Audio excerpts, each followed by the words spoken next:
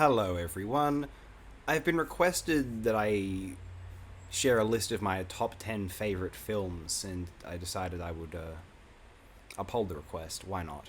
That'd be a bit of fun. Thank you for the suggestion, Kamal Kumar, and the further encouragement from Barry Moore. Really immensely appreciated.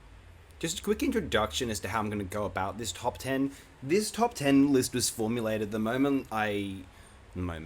minutes after to half hour after I viewed Kamal Kumar's comment there. I figured, well, what films are coming to my head is that I want to place in my top 10 favorite films. I decided that this was an important and impressive criteria in and of itself.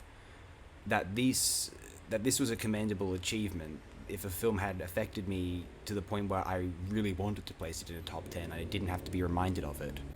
Do not take this as a strict, I'm reviewing, every film I've ever seen, or even just the films that I consider of interest that I've ever seen, and I'm choosing carefully which ones I prefer the most. What it is more of what I stated. It is somewhat stream of consciousness, somewhat, what was in my mind and what I felt compelled to list as top 10 favorite films. What I described in an earlier comment, in reply to Barry Moore, actually, top 10 films which I immediately wanted to place in my top 10 films. I still feel that accurately describes what I'm embarking upon here and what this subsequent list represents for me. Anyway, here we go with entry number 10. Alexander Kluger's The Assault of the Present on the Rest of Time. Daunting masterpiece. I did intend to upload a video, write a piece on this film and upload a video for it in the near future. It's on this little schedule I have, somewhat short schedule, and the reason I haven't tended to discuss a lot of the films that we'll witness in this top 10 is because a part of me is just quite intimidated at the prospect of sufficiently summing up how I feel about them in a proper written piece. I'm just improvising these descriptions of the entries here, so I don't feel as insecure about potentially inadequately describing them. This just is what it is. Released in 1985, Kluger's film here, my favorite of Kluger's filmography. It's a film I'd prefer to discuss more in detail when we get to the video upon it in the near future. It's essentially a documentary, I would say, although it stages a few moments. It's Kluger expressing his philosophical feelings toward the close of the 20th century. Very interesting work. My friend Noel Oakeshott and I suggested that Alexander Kluger, along with Ulrika Oettinger, have the most holistic filmographies of all time. I'm sure he'd throw in Mamoru Oshii in there as well, because I just thought of that now, and I would certainly also. This is a film that, interestingly enough, I actually decided I would place in my top 10 films after I viewed it for the first time. And so it's been something of a mainstay of improvised top 5, top 10 film lists that I have composed over the years, usually just at random when people ask.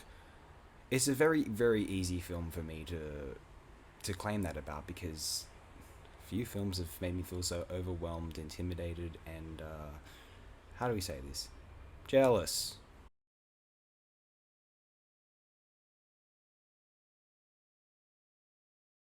At number 9, another video that's been in the works for a while now, and I've actually begun writing the script for the video for Zhang Lu's Love and from 2015.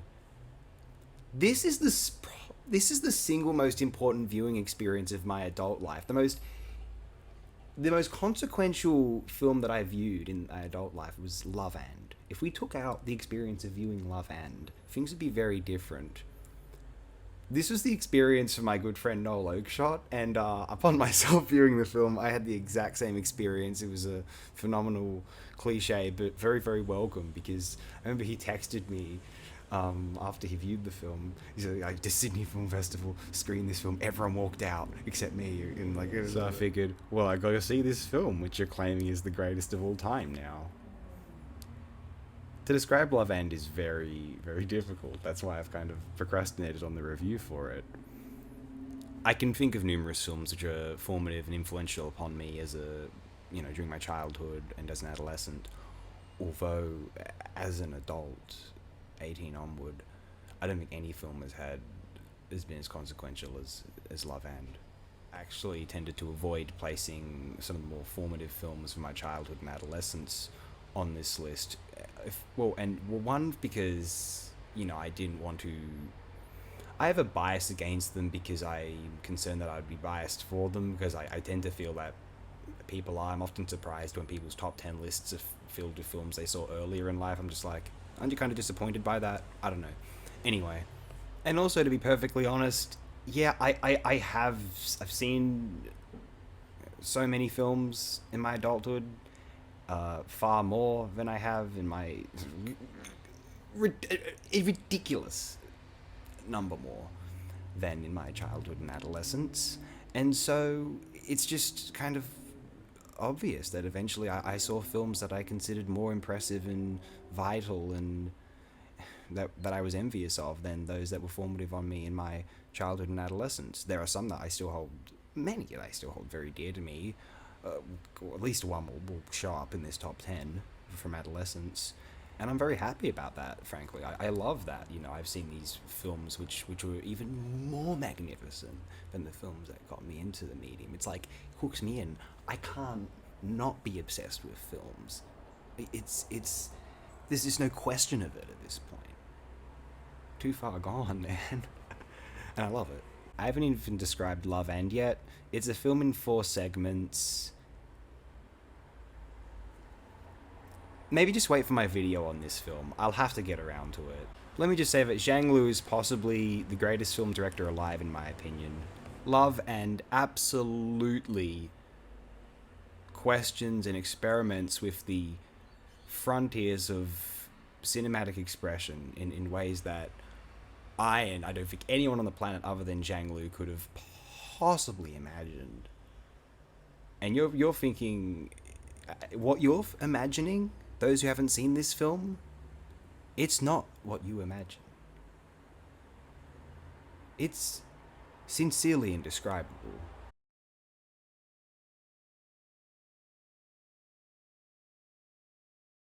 Next is possibly the greatest single experience I ever had in a cinema. Kiki Sugino's Snow Woman from 2016. The medium, the cinema medium is the greatest fulfillment of human art.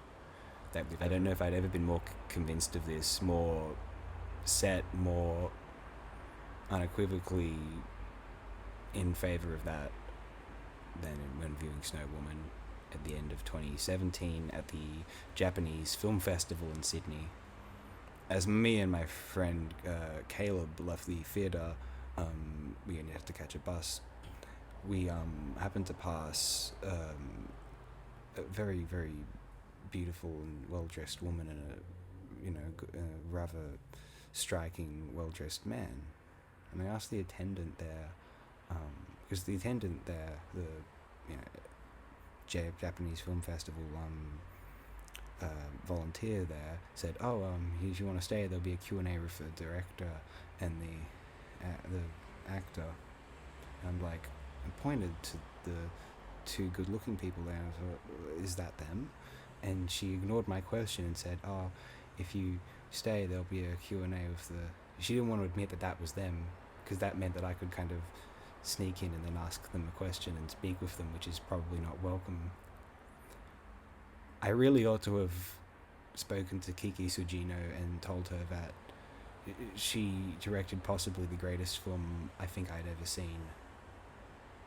But I don't know, at the time, knowing me and my age at that time, I probably would have said, it's the best Japanese film since Yoshiji Yoshida's A Story Written with Water, and geeking out in front of that majestic lady probably would not have been my greatest moment in life, frankly. Because my greatest moment in life was, well, other than a few things which we're not going to mention here, was viewing Snow Woman just before. I cannot believe what I was watching.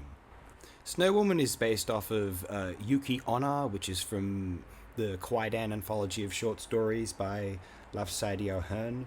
I've never read that. Excuse me. I've obviously seen the Obayashi film, which is one of the greatest things in the world. But could you imagine that Snow Woman is even stronger than what is possibly Obayashi's best film? You have to see it to believe it. But unfortunately, that's going to be very difficult because I don't think this film's been released on Blu-ray with English subtitles, which is horrifying. This needs to happen because if I have to see this film. I was going to say I have to see this film at least one more time in my lifetime. I'll settle without subtitles if I have to, because, you know, I've seen the film, I know what happens, I know the storyline. But, yeah, oh man. God, everyone has to see Snow Woman. They really do.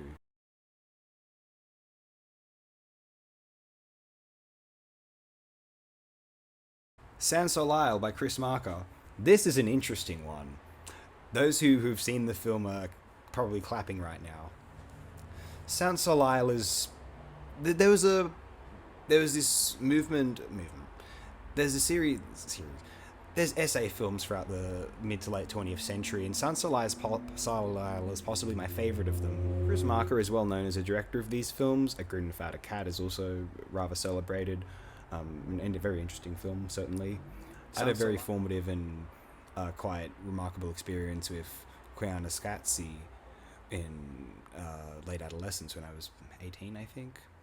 Yeah, and Sans Soleil was 10 times that, frankly.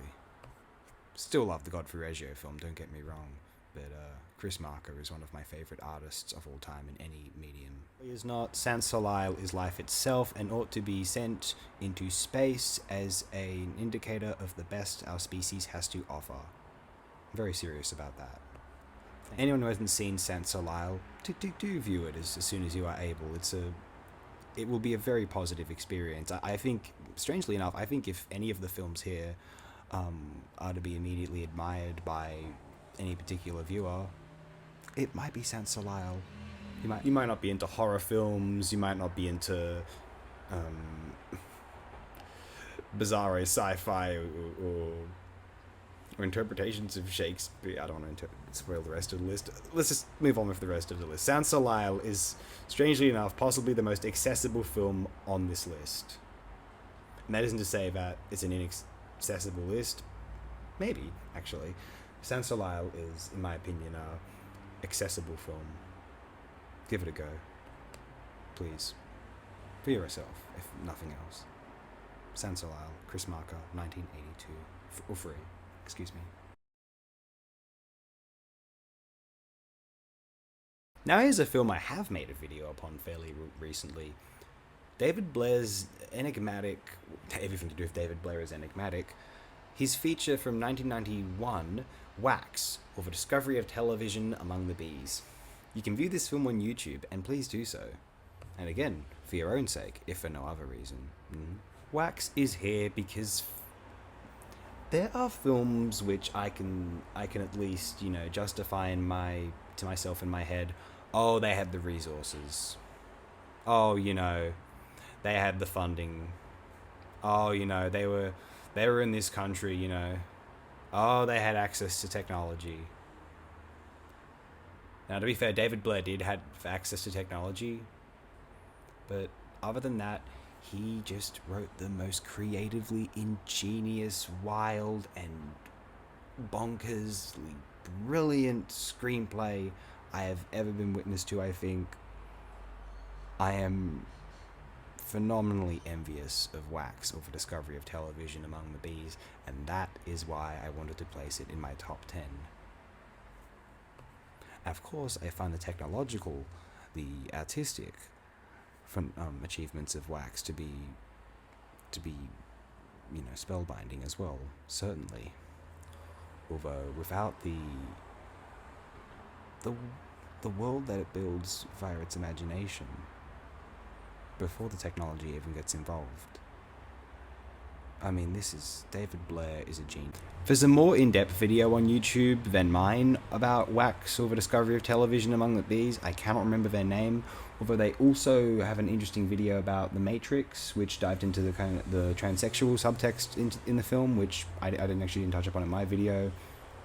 So definitely check those out. They're somewhat interesting if you're so inclined. But most importantly, check out the film itself, Wax or the Discovery of Television Among the Bees, a film that I am always will be probably very, very envious of.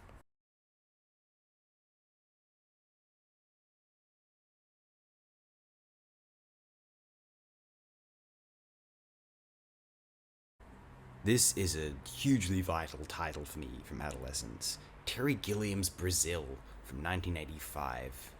What really needs to be said about this film? Love Monty Python, but this is better than the entire continuum of Monty Python. Seriously. This film struck such a chord in me as a 15-year-old, and it's really never removed itself from that place in my heart. All the set design to the narrative idealism, its encapsulation of the 20th century thus far, it recognizes the kind of majesty of the silent era. There's an evocation of the worlds of Chaplin, and then it brings itself to the dystopias of the mid 1980s, and summing up Orwell and Kafka and Monty Python into this one superb genius work. An experience of watching Brazil sends chills throughout me and is guaranteed to be one of the finest experiences of my month. I love Brazil so much that people who do not care for the film, I just vaguely dislike. I'm just going to go outright and say that. I don't like you people who don't care for Brazil. I'm just going to be hostile to you. I don't even care. It's just passionate. I go, passion makes me insane. As many of us have experienced, I'm sure. I'm not being that serious when I state that. Don't take it the wrong way. Possibly the apex of cinema expression. Perhaps the greatest of all films. I feel that way sometimes. I feel elevated and lucid and happy just thinking about it. That's an 11 out of 10 film right there, isn't it?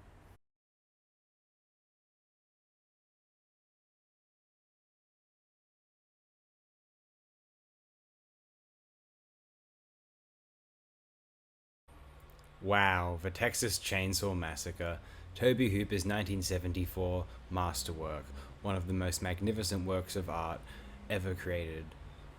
I've often more than once at least, told people that The Texas Chainsaw Massacre is my favorite American film. This is partially to kind of like stun people, a bit of selfish amusement on my part. But that's the thing is, it actually probably is my favorite American film. It's not even a lie. It could be cheating to state that I just adore everything about this film, though it would be honest of me. The look of the film, the mood of the film, the sequence when Leatherface first appears. I'm not making any claims to cinematic genius on my own part, my own output, released in prospective. Although, man, I don't know if I'll ever. Who can top Leatherface's first appearance when he shuts the door there and that sound comes in? That set, the red. Oh my god. The squealing, hammer, the shaking. It's beyond. It's beyond praise. It's irresponsibly brilliant. I'd always heard of the Texas Chainsaw Massacre, and when I'd read the plot synopsis, oh god, when I was in late primary school, and I imagined the film to be a heck of a lot more intense and viscerally horrifying than it was, although what we get in the film, it's more subdued, it's more restrained, partially due to budget, partially due to just, well, good taste. I think if we can use good taste in regard to this, let's Let's try and make sense of that, huh? No, but seriously, but yeah, what we do have in the Texas Chainsaw Massacre is more disquieting than what I imagined in my head as a fairly young person. I imagined it would be just viscerally gory, just imagining what a film in the 2000s might be like. Not too dissimilar than that garbage remake in 2003. I've heard that some people are trying to reappraise that. That just seems silly to me. You need to watch more films. Goodness me. Um, but I think the Texas Chainsaw Massacre it's doesn't have a huge amount of visceral gore, and it isn't one of those movies you wanna. Well, I say that it depends on your own individual how you go about watching your taste. Turn away from the screen. It's not that you want to look away in disgust at the Texas Chainsaw Massacre. You might, although I think it's more that it's so invasive on the psyche, and it's less that it's a depiction of really unpleasant violence, and more that it's kind of this portal into hell. It's so real. Dreams feel real, and then they turn into nightmares, and they still seem real. If I were given $1 billion, I don't think I would be able to make a film superior to the Texas Chainsaw Massacre. I don't know if anyone could. Except for Shang Lu, probably. I mean, Shang Lu can do anything, but aside from that. You know what? Maybe if Toby Hooper had been given $1 billion, he could have made a phenomenal masterpiece. Because Toby Hooper with a budget is a good thing. Life Force, Eaten Alive. There's some later Toby Hooper films, not all of them. I'm not that hot on The Funhouse, and believe it or not, well, it's debatable whether Poltergeist is Toby Hooper's work or Spielberg's work. There's a lot of stories about Toby Hooper's cocaine habit around this time, which rendered him either incapable or maybe just apathetic to directing. And so Spielberg stepped in. I've always been a fan of Poltergeist or Funhouse, but Hooper had splashes of genius here and there. Spontaneous Combustion I've done a video of. A strong film, absolutely. I will champion this film for as long as I live. I think it is a beautiful masterpiece. I really, really do.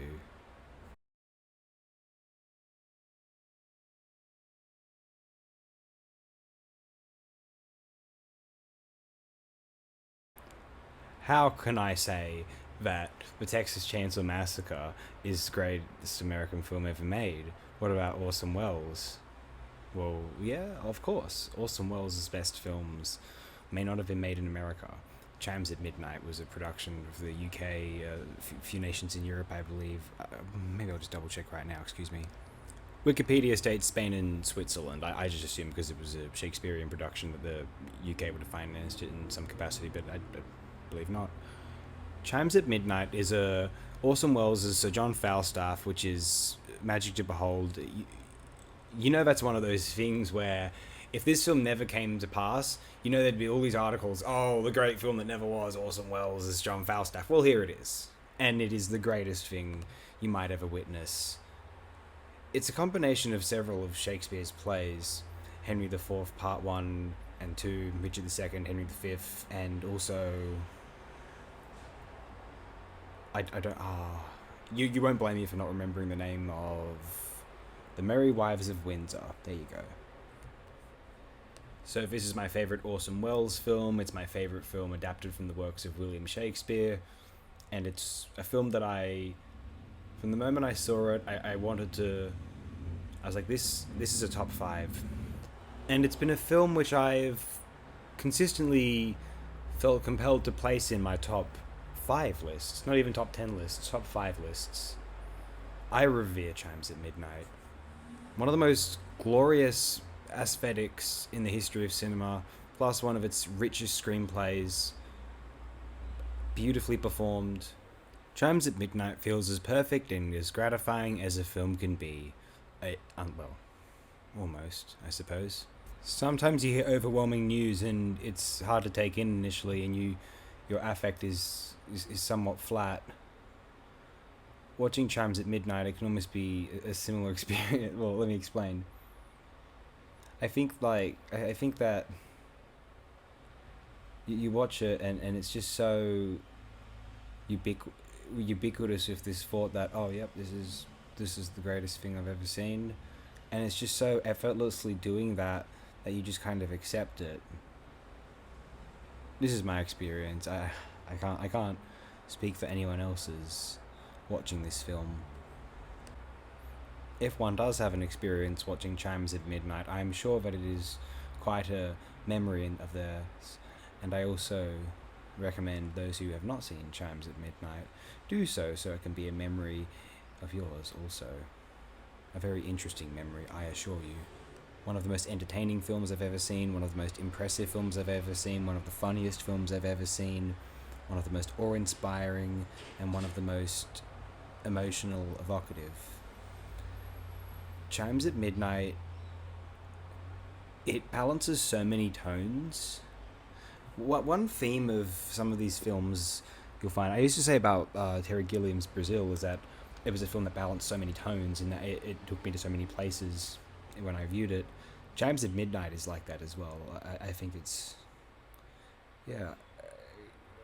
mostly incomparable, with the exception of, perhaps, as we're about to hear about, 2 other films. Here we go, right? Here we go.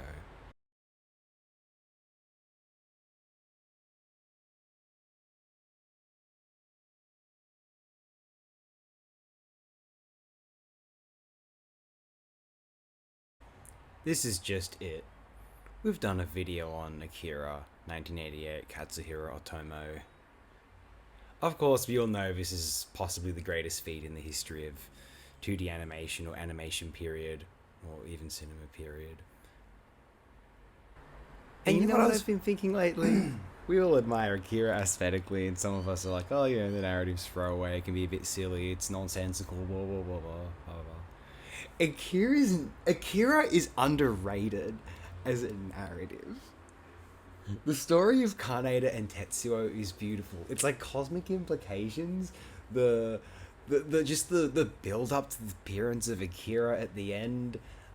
Obviously, its reputation as a narrative film is hampered by the fact that the manga is more extensive and, yes, possibly the great saga of all time. I revere the Akira manga as well, of course, although I still feel as though maybe it's something to do with me viewing the film first before I ever read the manga. It was just, I just love the experiential voyage of Kaneda and Tetsuo, and then the implications of like humanity reaching its final stages of evolution and creating another universe entirely. I really like that scene where Kay is talking about the amoeba. I think some of it's being relayed via one of the telepaths at the time. But every scene in Akira, I just want to credit, I have to credit Noel Oakeshott for this claim. He says, every moment, every scene in Akira is something where it's showing off and delivering something supremely memorable and iconic. Every moment in Akira.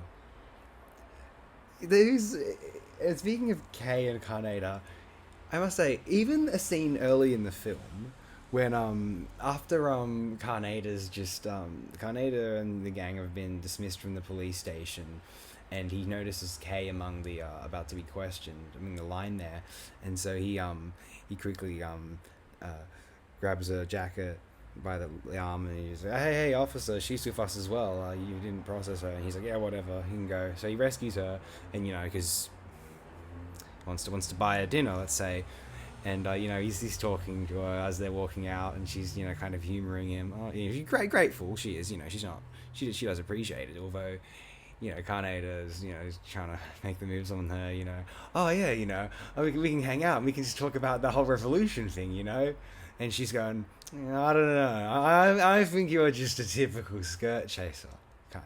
Kaneda's going, oh, not me. I would love to talk about the things that you're into, It's fantastic. It's remarkable, and this Akira is underrated as a narrative. Kaneda has a great arc there, and it's not appreciated enough. I think, there's that moment where that great scene where Paul K like shoots a guy for the first time seemingly, and then like she's just horrified by it down in the sewer there. Like that's a great. Every scene in this movie is magnificent.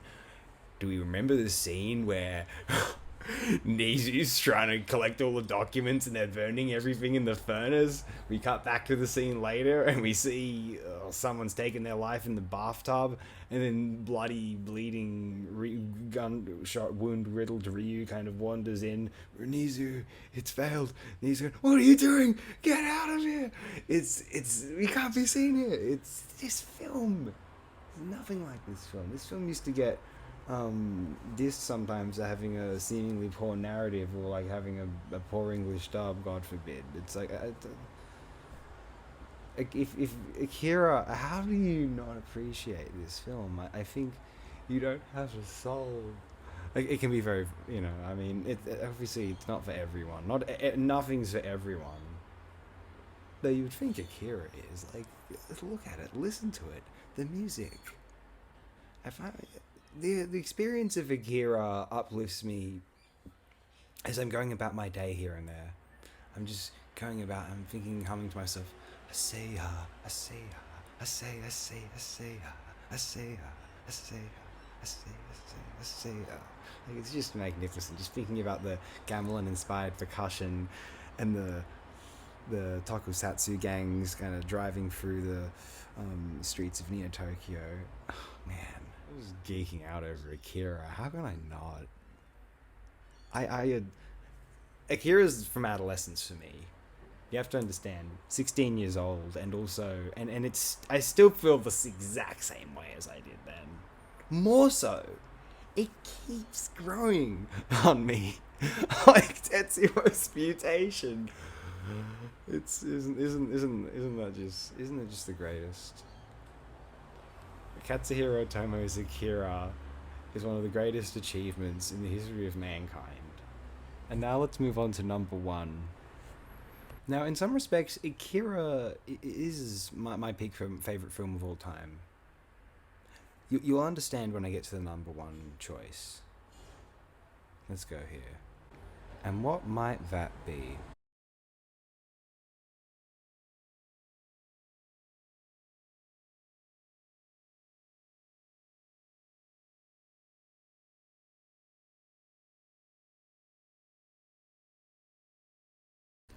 Ulrike Oettinger's 2016 12-hour documentary film, Kamiso's Shadow.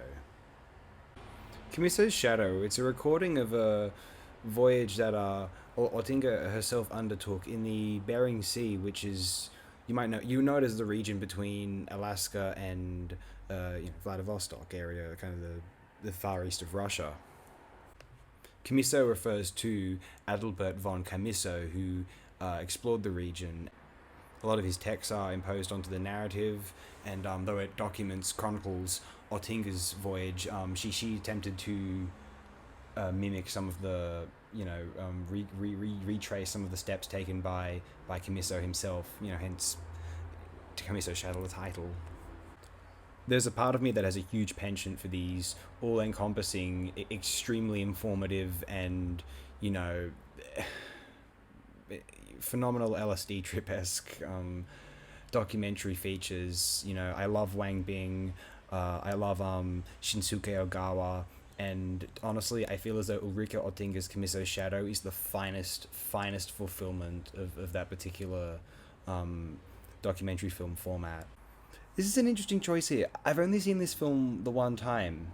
I arranged to watch it with Noel Oakeshott. Him and his new spouse were temporarily living in this unit, and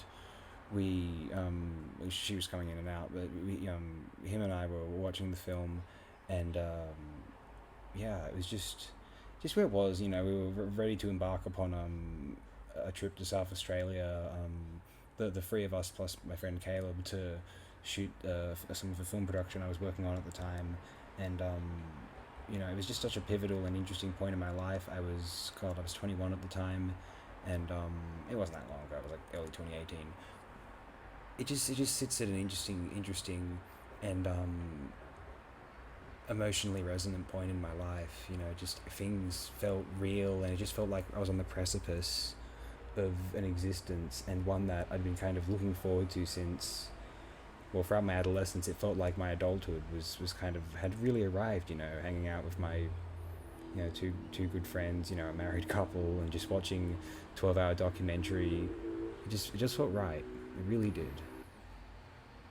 It might seem peculiar, and it might seem frankly pretentious that I've placed this as the top film on this list, although it's what I felt most compelled to place here. Possibly receiving the impression of Otinga's own experience of kind of sublime uh, existence going through the Bering Sea region, perhaps something not dissimilar to what's evoked in Herzog's films, what he might term ecstatic realism. I felt so profoundly moved by Kamiso's shadow. It felt like everything in my life had aligned to that one moment, and I don't even yearn for experiences like it, because I know that I feel like it'd be hubris to, and it gave me a sense of presence and purpose, which, a few other moments in life really. It was such a profound moment, and it was such a perfect realization, such a encapsulation and magnified achievement of that extended documentary format.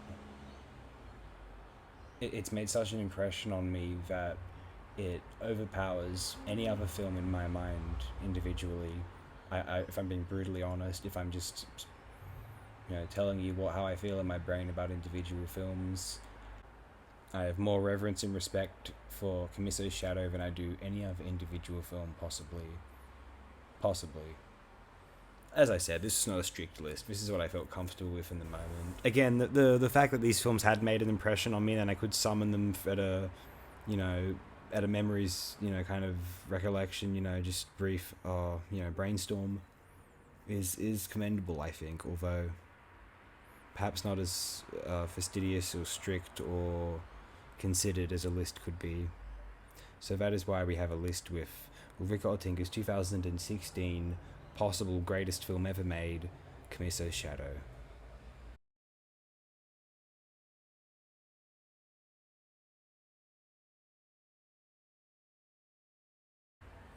And now I'd like to go over, just for a brief bit of fun, I'd like to go over. I decided to go over all the films. I looked at the list of all the films I've discussed for FOTD, right? I looked at them, and I was like, what are 5 or 10 films which I really, really, really most felt bad about not thinking of, like what. So this is the process where you look through all the films that you've ever seen, and you go, oh, how did I forget that? How did I forget that? It's very easy to do this. We all know that experience, I imagine, if you've made lists of your favorite films or other sorts of media, art.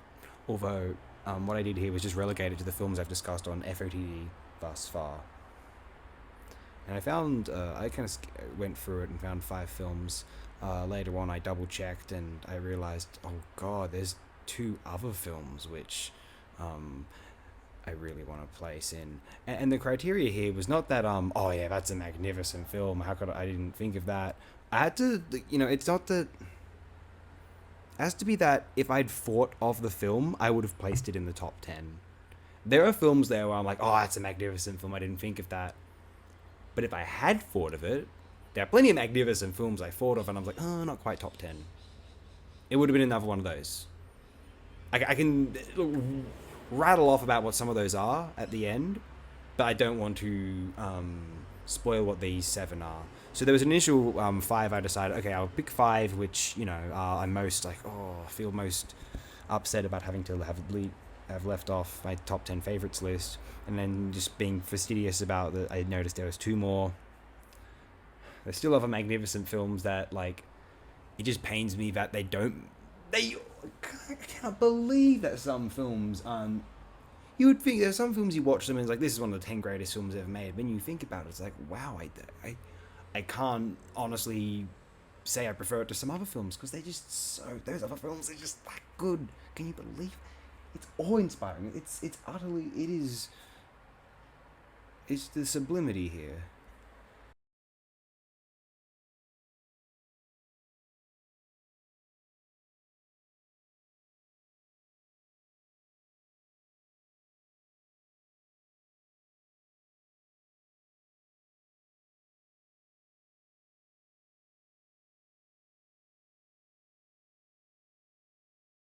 First here we have Naoki Kato's 2007 feature, About a Q.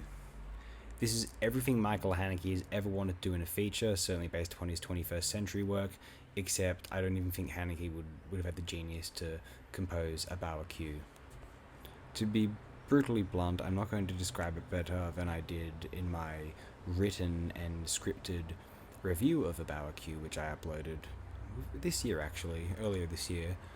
Although I will state here again that About a Q made me feel as though you could really frame an environment to make it beautiful, and this kind of really helped at least me consider that there was a beauty to the contemporary.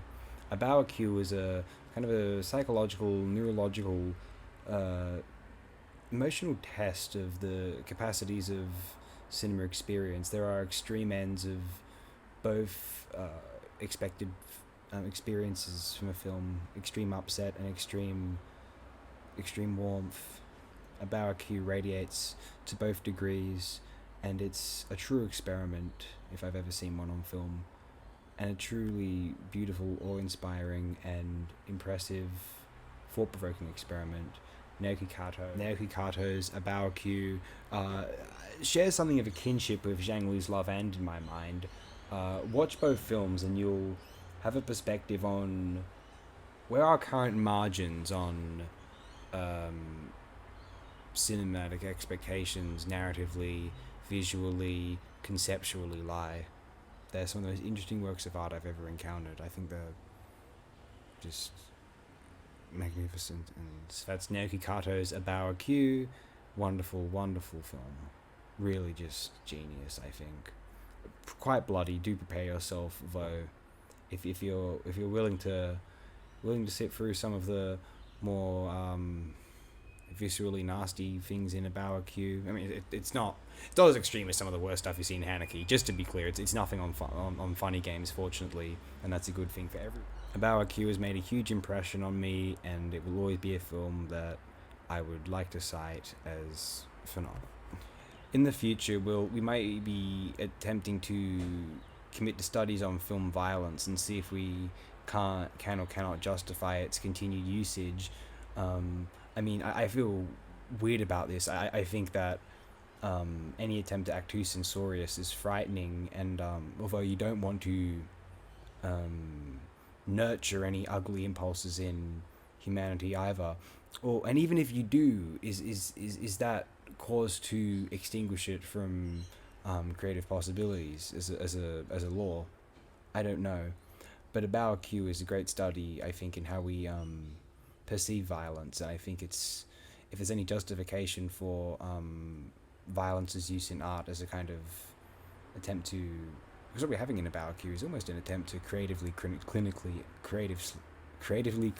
understand how viewers of a film respond to extreme content, and I think it's one of the most imaginatively driven and cleverly mapped out film experiments I've ever encountered, and it's hard for me to imagine films that are more impressive to me. Very, very few.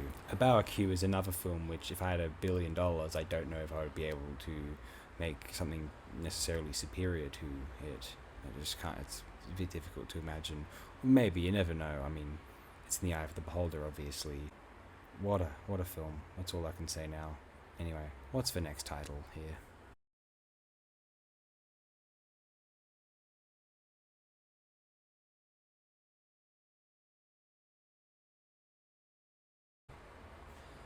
Ghost in the Shell 2: Innocence by Mamoru Oshii. Yeah, this and quite recently this one was, but yeah, Ghost in the Shell 2.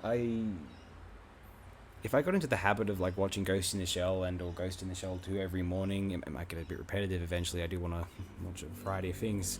If I did, kind of discipline myself to do so, it would be a experience of phenomenal lucidity, I am sure. I consider Mamoru Oshii to be a genius in general, and Ghost in the Shell 2 is one of his very best works. The animation is stellar, although narratively it is where this film really shines. It presents us with some of the most interesting questions in the history of science fiction cinema. It is harrowing, it is impressive, and it is one of the most memorable works of film animation I've ever viewed, along with the first film, obviously. But Ghost in the Shell 2, its narrative strengths are so daunting that I couldn't help but feel quite inane when I'd left it off a top 10 list. I mean, yeah, it just is what it is. I suppose that when I included Akira in a top 10 list, I felt as though subconsciously I ought not include another anime film just for variety's sake. But if I were to include another anime film, the first one that would spring to my mind would certainly be something from Mamoru Oshii. Perhaps another candidate, which I haven't discussed in the program thus far, and was not featured in my top 10, was Angel's Egg from 1985. Truly that film, it floors me. But yeah, Ghost in the Shell 2, Innocence, is one of the very best films of the 21st century thus far. I'm in reverence of it. I believe that. I was going to say I want everyone to watch Ghost in the Shell and Ghost in the Shell 2. I don't want to say, everyone's going to, think it's great. I mean, I don't know. They might not. I don't know if it's fair to say that the average audience would appreciate either of the films, although I don't want to put them down for not doing so. I don't think I do anyway. All I know is that the exciting lucidity of viewing Ghost in the Shell 2 is one of my favourite experiences. I feel so fortunate and privileged that a picture like this exists in my life and that I can view it at any given time. What a gift, truly. Anyway, what do we have next?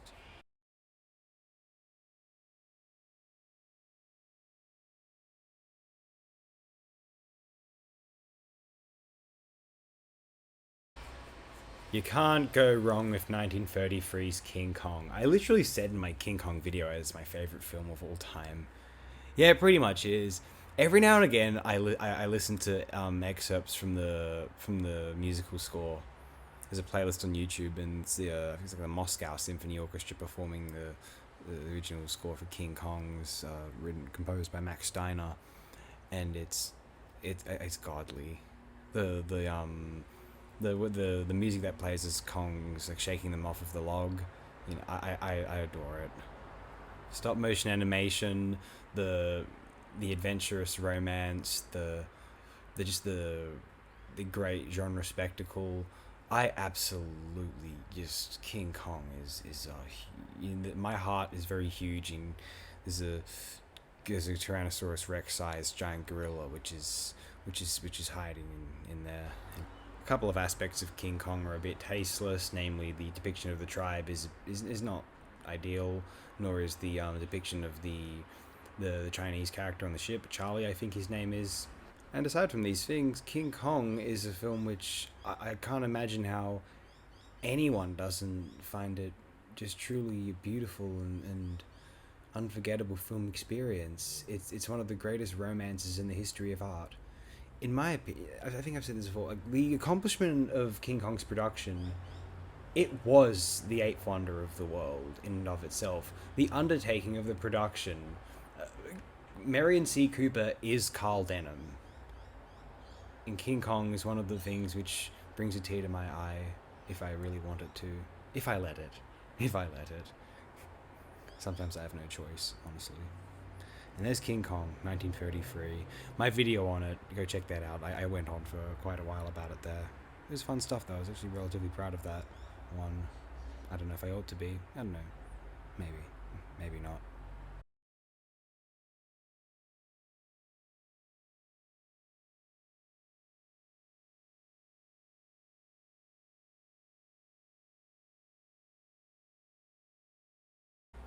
Just a quick word on Takahisa Zeza's My Friend A from 2018. This film really emotionally affected me. I went a bit nuts during the video on it. Um, this is a really challenging film. This film really exposes the really disgusting, unethical behavior of the world around us, and it's a film that can make one very angry and be careful when going in because it can stir extremely strong emotions. Although I do think it's one of the more powerful films ever made, and this is the one film of the history of film of the day which I most felt as though, oh, I feel bad that I didn't think of this one for a top 10 because I briefly kind of I was joking with Barry Moore in a comment, what I would do if Sight and Sound were ever in such a dire place that they needed acknowledging our discontent to submit a top 10 film list. I would absolutely films like My Friend A and Love and A Bower Q, those are the films I'm putting in my top 10 because I want them to be exposed to more individuals. I want people to see that top 10 list on the side archive there, and people go, what are those films? I've never heard of these, and check them out. And then I want 10 years from then, I want to see My Friend A, Love and A Bower Q on more Sight and Sound lists. And I think if My Friend A gets to that spot, we'll be in a far superior place ethically as a society. Some people responded very harshly to this film because I think they weren't prepared for the it really does expose the average moral pretense for what it is, an absolute fucking pretense. It's riling me up now. I'll have to cease here. Thanks guys for bearing with my madness occasionally, but it's fun, right?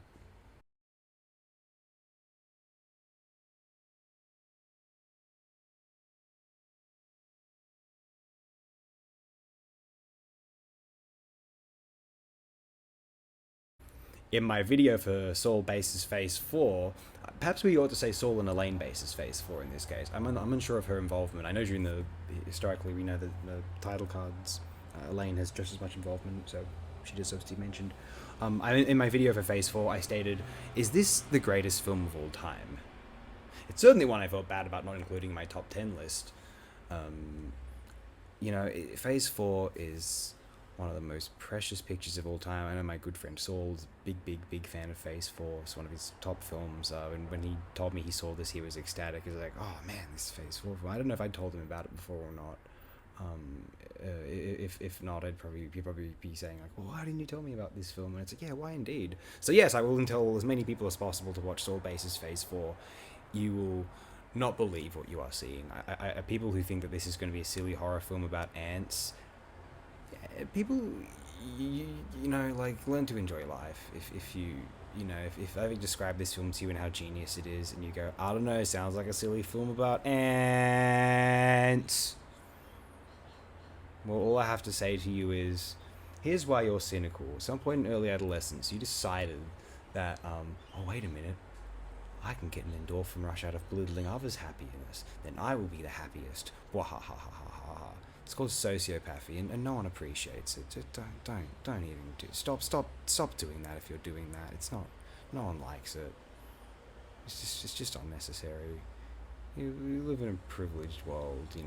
If you're probably in the developed world if you're thinking that way, and it's getting to a point where I'm just starting to think like if you're in the developed world and you're treating people miserably, it's just like you're just spitting in the face of people who are struggling in less developed parts of the world. You know what I mean? That's God Almighty. Anyway, Phase 4 is one of the great films of all time, so much so that it drove me insane just now, and now let's be a little less insane for the next video.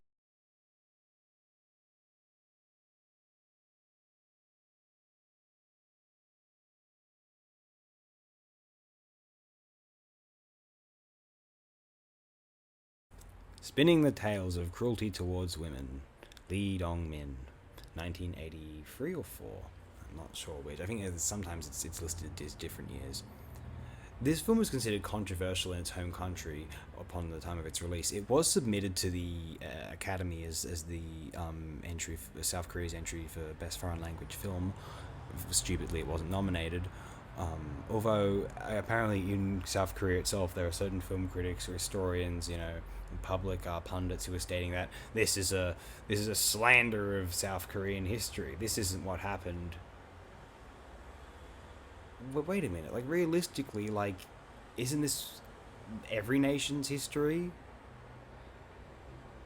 We hear about these stories all of the time.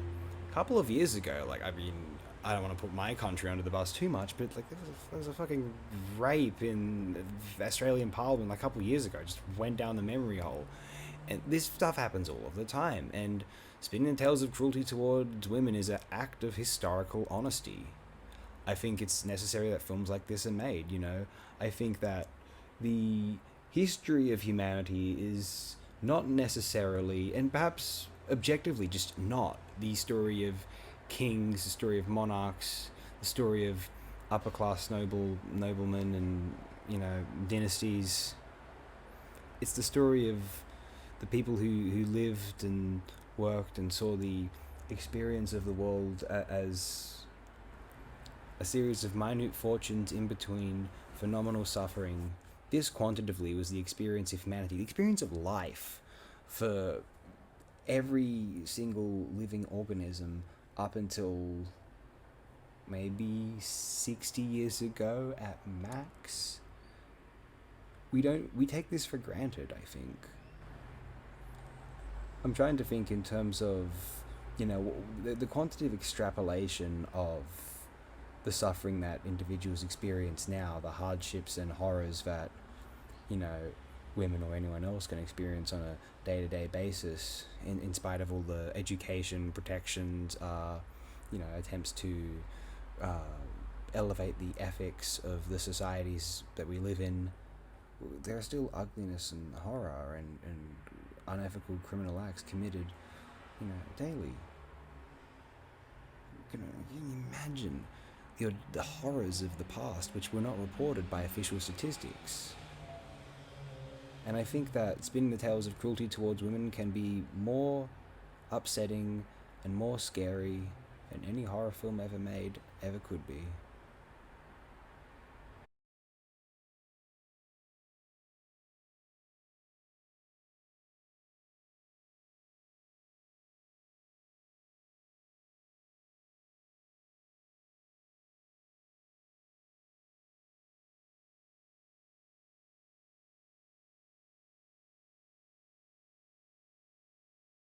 I played a little game where I decided I would see what the top 20 or 15 films I discussed on FOTD thus far. This is very early in the year, and this is before I discussed a lot of films which would now be near the top of that list, and would that top 15 would be decimated by many, many new entries.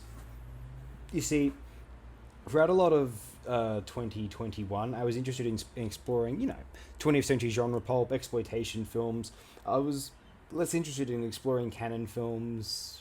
I mean, unless they were canon with a double N, right? Bad pun.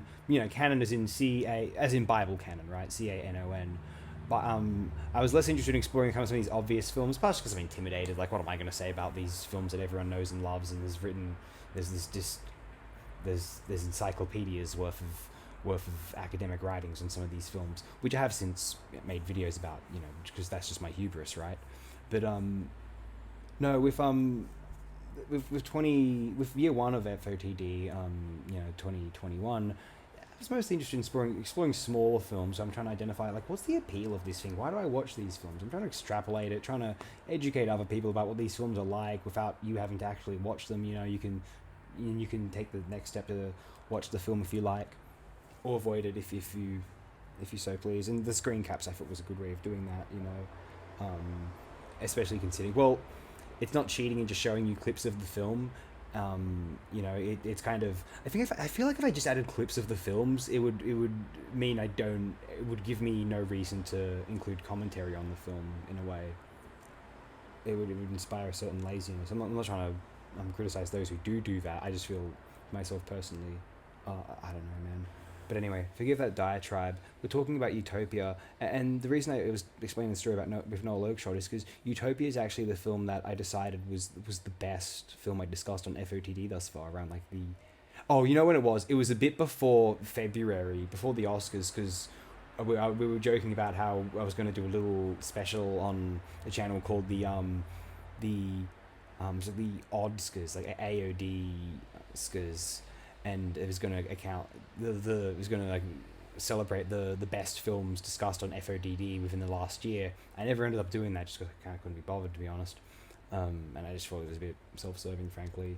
Um, but instead I did do that list, and I determined that I thought Sohrab Shahid Sales's Utopia from 1983 was the best film I discussed on FOTD thus far at that time, and I believe second. Well, I'll get to that in a moment. I'll get to what second, third, fourth, fifth were in that to my memory were a bit later. But I'll just say that Utopia is the one film from that like top five now, which still remains, one of these films that, I look at and I go, oh damn, how come I didn't include that in my top 10 that I was thinking of, the one we looked at earlier. Utopia is truly magnificent, powerful film. It's a pimp named Hines and his prostitutes, and it's a film about commodity theory, power relations, and within the confines of sex work. There's a lot to be said here about the theory of human organization into society, capital. Utopia is one of the most poignant and affecting films emotionally, and it's also extremely thought-provoking. The scene toward the end there is that'll spoil the film's narrative. I won't go there, but it was a relatively early FOTD, and still it's very difficult to top Utopia. I think it's one of the very best films of the 1980s and of all time. I think if anyone saw the film, they would agree, and I think if they didn't agree, they might have some respectful reason. I do remember seeing one review of the film which said it was derivative of Fassbinder, which I thought was lunacy. I think the Fassbinder film of this would be far more,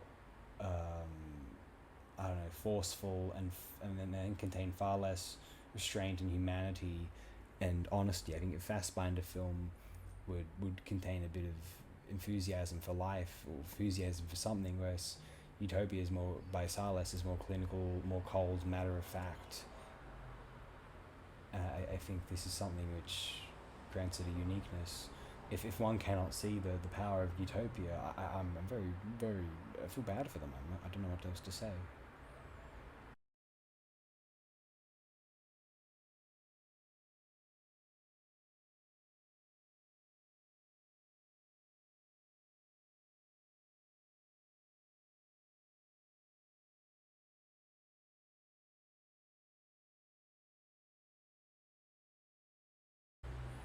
This is it. This was just an improvised series of ramblings, rants, ravings about some films that I consider among the very best ever made.